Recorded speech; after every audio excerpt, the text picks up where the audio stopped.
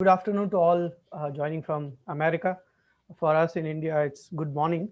So I'll better go with good afternoon since many of the audience might be joining from America. Yeah, so I'll be talking about my work on learning interpretable representations of material microstructures using variational autoencoders. A brief outline of my talk. I'll start out by giving some background of the problem. uh, then I'll talk in detail about the approach that we formulated. I'll in the end I'll show some experimental results in the context of a use case of a particular material called as cast iron, and I'll then conclude by talking about some of the future work and ongoing work. So let's get started. When a material is put through different manufacturing processes, its internal structure changes, which in turn affects its properties. For example, in steel making, the initial material is put through various manufacturing processes such as casting, rolling, heating, tempering, and so on. Each of these processes makes in certain changes to the internal structure of the material, which in turn affects its properties, especially mechanical properties such as tensile strength, fatigue life, and so on. The design problem in this context, in which material scientists are very much interested, is to find out the composition, initial composition, and the required process parameters to get target properties in the final product. For example, a target tensile strength in the final steel that is made. Uh, a, a sub problem of particular interest to the deep learning community or the machine learning community in general is to ask how do we build data driven models of these relationships that can help the material scientist in decision making by reducing the design space. The overwhelmingly huge size of design space seems to be the main hindrance in solving the design problem efficiently. But then that brings us to the next question. Since the name itself suggests these mappings between process parameters, initial composition, and properties are best described through the space of internal structures, then that begs the question, what, what does the internal structure mean? So, although the internal structure of a material could be described at various length scales starting from atomic to all the way to the macro scale, for our purposes, we are interested in the descriptions of the internal structure uh, given by microscopic images at the length scale of microns through obtained through equipment such as scanning electron microscope, optical electron microscope, and so on.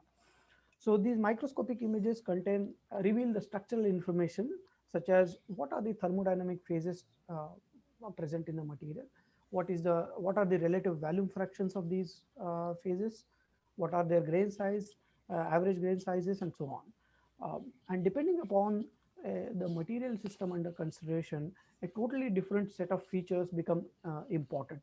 I've tried to establish this through two examples below.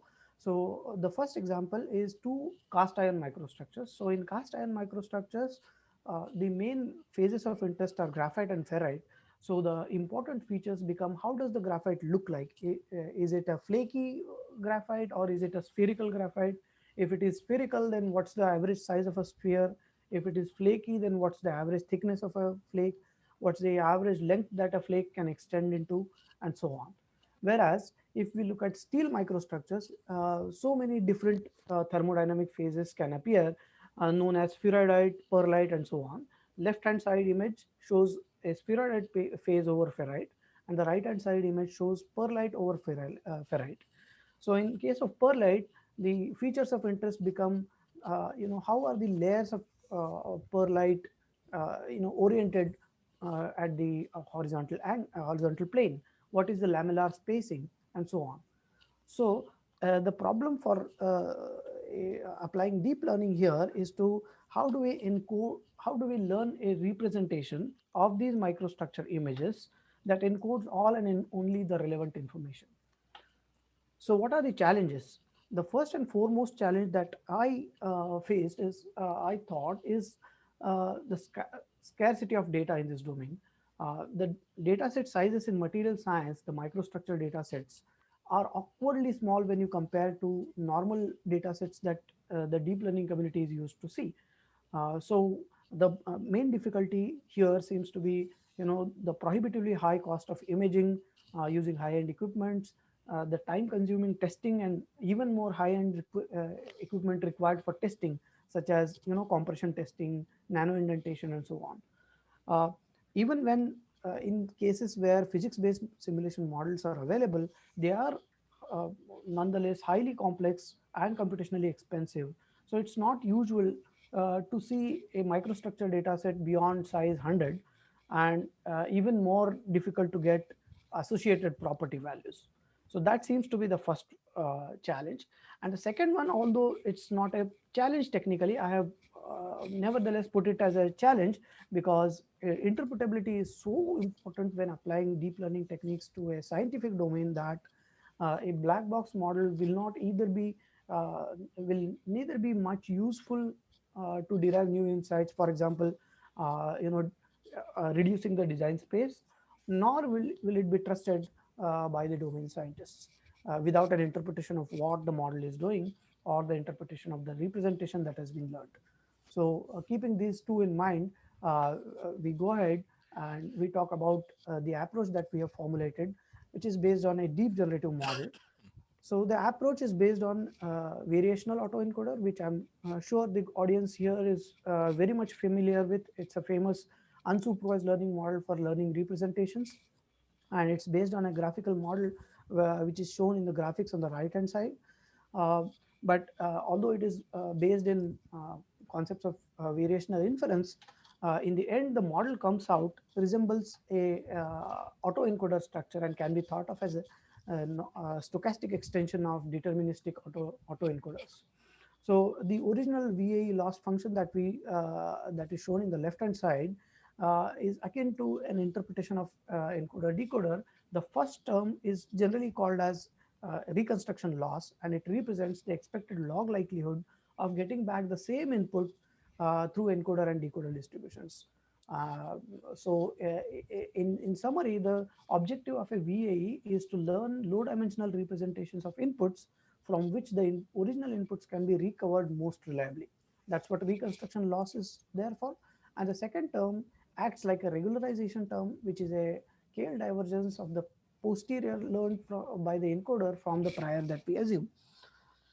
But then an important research question here is, for a given problem of interest, what is reconstructed well mean in that case? So for example, in our case, the images are microstructure images. They are special images, and what the reconstruction loss that is proposed in the original VAE objective may not be very suitable. So going ahead, we look at what the reconstruction loss amounts to. It turns out that under normal assumptions such as Gaussian distribution, the reconstruction loss amounts to a pixel-wise mean squared error loss. And it's a very well known fact that pixel by pixel comparison does not correspond well to human perceptions. And this fact is even more underlined in the case of texture images, which are nothing but repeating patterns with some random statistics. For example, there are two images shown in the bottom of this slide. Although if you compute a pixel-wise difference between these two images, could be very huge. To a human eye, it is immediate that these two are essentially equivalent textures. So uh, only a comparison between statistics, low level statistics about neighboring pixels, for example, mean or variance and so on, that seems suitable to model the discrepancy between two textures, and not any pixel wise comparison. So taking this idea further, we borrow an idea from the style transfer literature in computer vision, where the style loss has been proposed to model the difference between the background textures of two images. The background textures of two images are encoded by the so-called gram matrix. A gram matrix is a set of feature correlations of an image when it is put through a deep pre-trained network, such as, let's say, VGG19. And it is known to encode a rich set of statistics than just mean and variance. It is known to encode higher order statistics as well, and that becomes that seems like a very good candidate for our reconstruction loss. The style loss is based on computing differences between gram matrices at each layer of a deep pre-trained network. So that gives us our final architecture.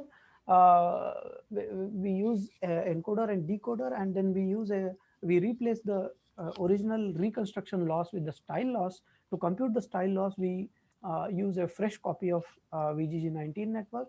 And in the transfer learning setting, we also utilize the convolutional part of VGG19 as an encoder by adding uh, two layers on top of it, two parallel layers on top of it, which we fine tune with our data. So we'll go ahead now with describing the use case of cast iron, as I said. So briefly, cast iron is an engineering material that is typically used in automobile industries and many other applications. It is characterized by a very high carbon content as compared to normal steels, and other alloying elements such as silicon and magnesium make impact the form of the graphite phase that occurs, which in turn affects the properties such as strength. For example, I have shown here two types of cast irons. The first one is called flake graphite, the second one is called spherical graphite. um, Depending upon the initial composition, one or the other might result in. And uh, for example, the spherical cast iron is more ductile than the flake cast iron, because the spheres tend to prevent a incoming crack from further propagating. So depending upon the end application, one might be favorable over the other. So the question is, how do we relate these to the properties? Uh, so we use experimental data. These were photographed from actual cast iron samples that were made in the industry as part of a another research about cast iron microstructures carried out by a student, PhD student at IIT Bombay. So we used these microstructures. The data set contains 12 microstructures in all, obtained by varying the process parameter and the initial composition.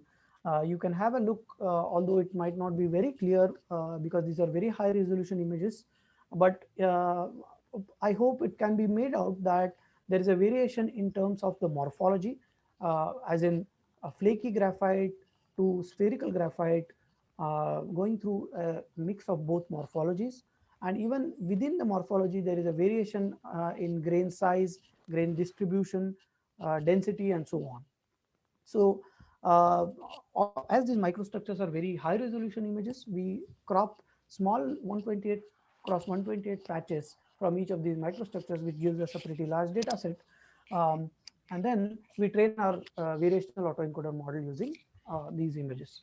A primary evaluation of the variational autoencoder by looking at subjectively looking at reconstructions shows that the reconstructions are, the images are being reconstructed pretty well.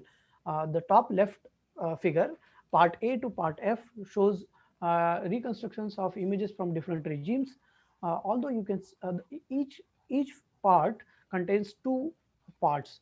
The left hand side image is the original image, the right hand side image is the reconstructed image. Although it can be seen that the reconstructions are not exact pixel wise replicas of the left hand side images, uh, nonetheless they are, they have the similar statistics and they are equivalent textures.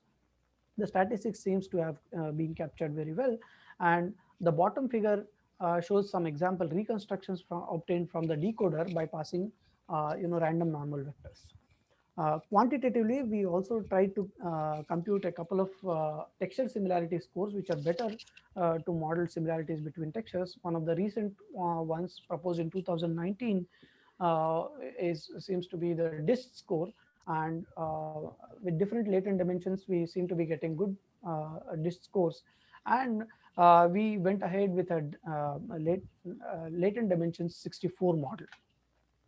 So doing some interpretability analysis, uh, we visualized the latent 64 dimensional space in 2 dimensions by projecting it to 2 dimensions using PCA. And it can be observed that along PC1, there is a smooth transition from morphology in morphology from flakes to spherical through the mix of the two, which gives us a confidence about the learned representation. Going further, we did a typical interpretability experiment where we started with the latent vector of an image. So in each row here, we started with the left hand side image. We got the encoding of that the latent vector of that image using our encoder. So we get a 64 dimensional vector. We keep all other 63 dimensions constant except for a chosen ith dimension, which we vary in the range -3 to 3. We get 10 variations, and we pass these 10 variations through decoder to get the resulting images. If all the resulting images have variation in only one physical factor, then maybe there is a chance that this particular chosen dimension corresponds to or encodes that physical factor. And it indeed turns out that by varying the 17th dimension, we get a variation in morphology, starting from flakes to going to all the way to the spheres.